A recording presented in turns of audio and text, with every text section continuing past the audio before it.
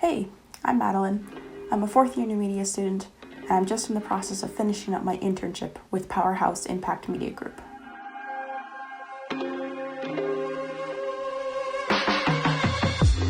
I would first like to acknowledge that I am currently residing in Olds, Alberta, which is the traditional unceded and ancestral territory of the Treaty 7 people, which is the Siksika, the Kainai, and the Piikani First Nations. I'm also from Golden, British Columbia, which is the traditional ancestral and unceded territory of the Ktunaxa, the Secwepemc, and the Columbia River Métis. And I'm here to tell you a little bit about my time with PowHERhouse. I've been working with PowHERhouse since January, and I just want to clarify that PowHERhouse is actually PowHERhouse, and the HER stands for Human Expansion Realized. PowHERhouse is also a team where each of us identifies as female. And before I get into the details of this internship, take everything you know about typical business practices and forget everything, because PowHERhouse is revolutionizing the way that business and media is practiced. PowHERhouse is a 100% Indigenous-owned, media-based company. Their mission is to champion changemakers for relational world impact. And they do this by offering programs to support leaders. They hold space for conversations that need to happen to make the world a better place. In their practices, they include Indigenous teachings and ancestral generational thinking.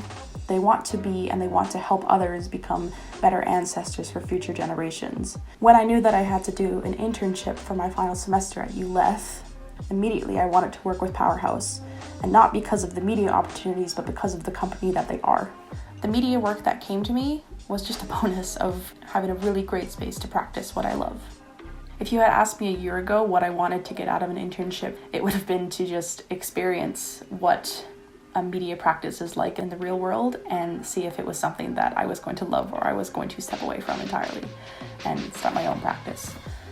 When I signed up with PowHERhouse, I knew I was going to get a completely different experience because PowHERhouse is not bound by the boundaries that we have set ourselves of capitalism and hierarchies, and their business practice is completely different and intentional and is a space for creators to thrive and to try new things and to work with a team that is able to hold space in that same way. So I knew that this was not just going to be an experience for me to grow with my skills in media and design, but also in my skills in communication and in business and in teamwork. And as I emerge from this internship, I know that these practices that I've been living with for 3 months are not something that I want to live without in any media endeavor that I will practice in my career. The number one software that I probably use the most in these 3 months is Canva, believe it or not. As a media artist, especially in this new media program, we're not taught using Canva, we're taught with Photoshop and other Adobe products because they're advanced and they are industry standard. However, Canva is a team-based application. And I think that's the most important thing, because when you're working with a creative team, it's not the type of software that can do the most things that's important. It's how you can share what you're working on and get feedback, because feedback is what's going to impact your design the most. We also use an app called Voxer, which is a literal walkie-talkie app on your phone. And so for anything informal or quick conversations, we would just walkie-talkie each other throughout the day. My time with PowHERhouse was kind of split into 2 roles. This is because PowHERhouse is actually in the process of delivering a launch for its new sister company, which is called Regen Media. This is kind of a full disclosure event because Regen Media is not quite public yet, but it is in the process of being released in May. To make this launch possible, I've been working closely with Charlene Senjango, who is the founder of both PowHERhouse and Regen Media. That was almost more of the business and production side of things. It was a great opportunity to try on a new pair of shoes and see if production is something that I would like to keep going with. My second part at PowHERhouse was primarily to be part of the creative team. A lot of the products that we would create as a creative team in the sales and marketing place would also require visual components, and so typically that would be a poster or a banner, usually with text and a call to action to say, this is what we're offering, go to the website, find it here. And sometimes it would come with video pieces as well. I also got the chance to work for Diva Training and Staffing Solutions, which offers digital literacy and administrative training for Indigenous women across Canada. I got to help design this handbook for the newest cohort of Diva trainees. Each week I would get assigned new pieces to work on, and at this point it's become a very, very comfortable rhythm. In learning how to integrate sales and marketing into my design process, I also got to create monthly campaigns, which was actually one of my favorite things that I made for PowHERhouse. This started for the month of March, when we had a lot of things that we wanted to promote. We had an event later in March, we had individual change makers that we wanted to feature, and instead of doing all these things separately and potentially causing confusion, we decided to just put them into one campaign, which had a theme and one single call to action, which was to get to the website and sign up for this event that we were promoting. And that came with designed visuals and videos, and the whole campaign was able to look really, really good and cohesive, and it was able to get our audience very streamlined to the place we wanted them to go. This campaign was a great learning opportunity for myself and the creative team, and it was a process that we're now streamlining for the rest of our months. I just created the exact same campaign process for April as well. We switched up the visuals, we chose a different theme, we are featuring different things for the month, but the whole process is exactly the same, and it's much more streamlined and is able to look great and get the audience to where we want them to be.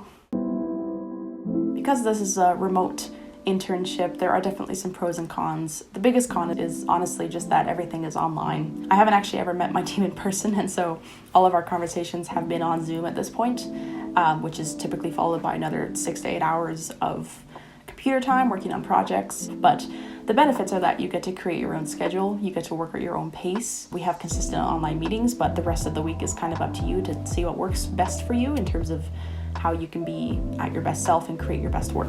One of my favorite things of working at PowHERhouse is that I know that the work and the deliverables and the pieces that I'm creating are going to be put to use to the impact that PowHERhouse is creating, and it's going to do great things, really.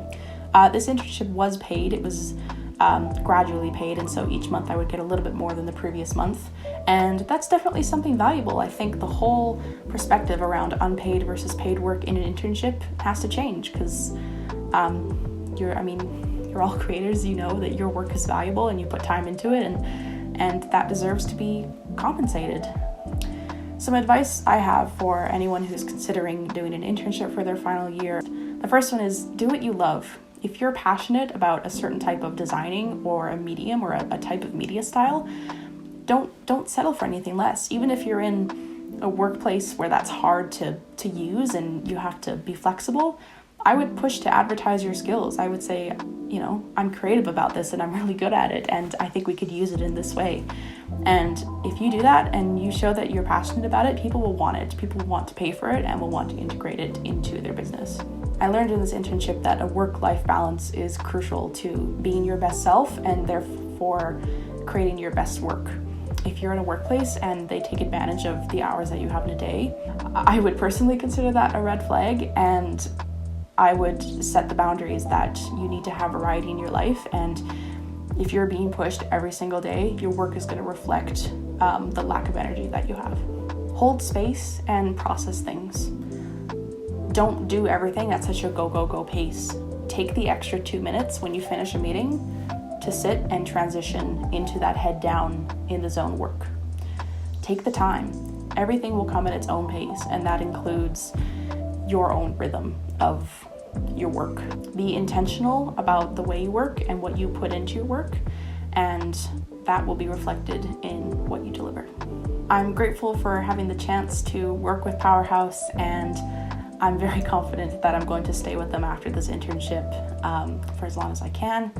It's work that I'm passionate about, and it's work that I know is feeding that part of me that is concerned about systemic issues, and PowHERhouse is a great place to explore that part of you that is concerned. And so if you are looking for a community to reassure any anxieties about the world that you're having, maybe PowHERhouse is that community for you.